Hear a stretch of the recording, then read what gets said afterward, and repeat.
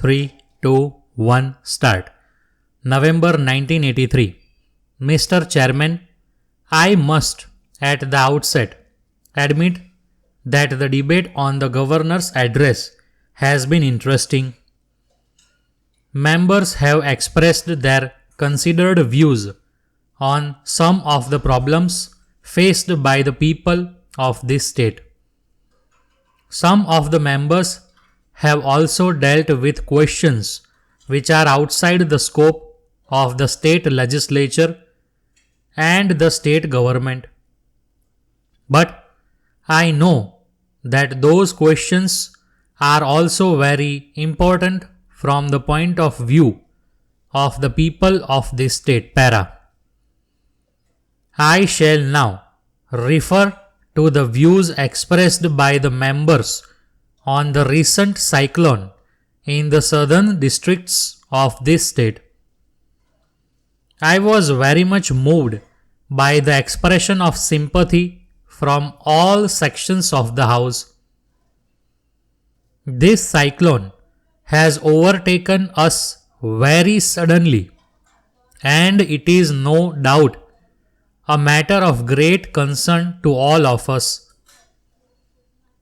I am thankful to the members who have given suggestions for the short-term and long-term measures that are to be undertaken in order to give relief to the affected people.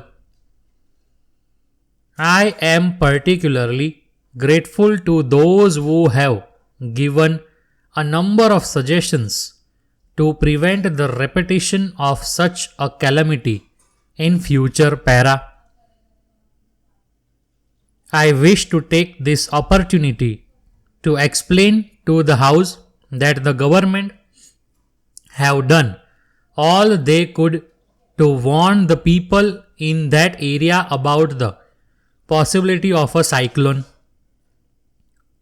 The concerned officers had also taken all possible and necessary measures. In spite of all these, as the cyclone was so sudden, all their efforts could not fully protect the people against it. The government are now doing everything in their power to help the affected people in all possible ways.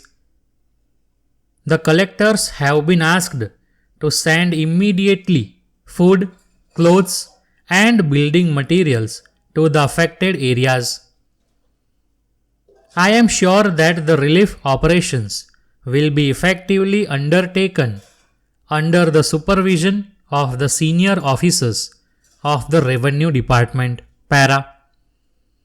Let me now deal with the food situation. In the first place, we know that there is an overall shortage of food grains in the country.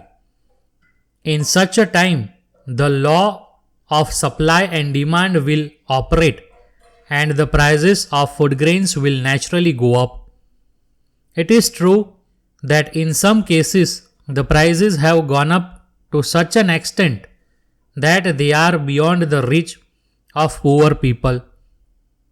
In such circumstances, it has become necessary for the government to procure and distribute food grains to the weaker sections of society at cheap rates.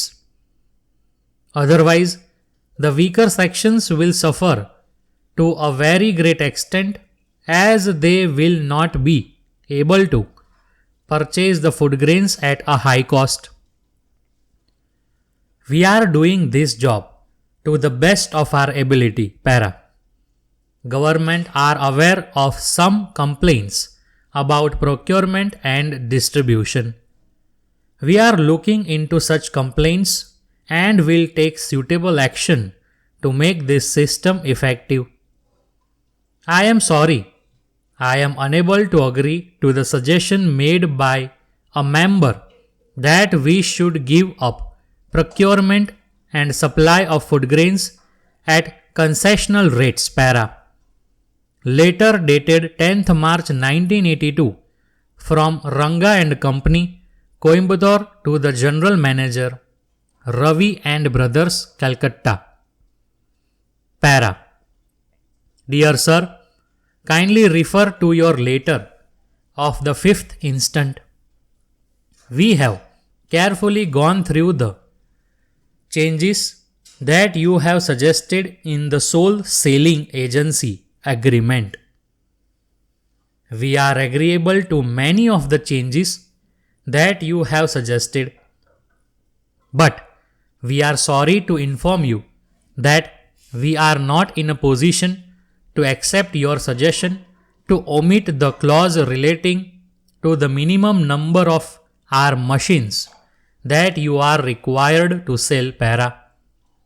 We wish to point out that in all such agreements which we have entered into with so many other commercial houses, there is such a clause.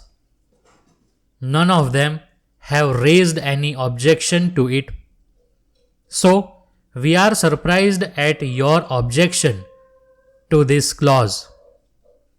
We also consider it necessary to inform you that in any such agreement, the provision of such a clause is absolutely necessary. Otherwise, we will have no remedy at all if you do not sell our machines in adequate numbers. We require you to sell 2 of our machines per month. This is not a large number. Yours faithfully.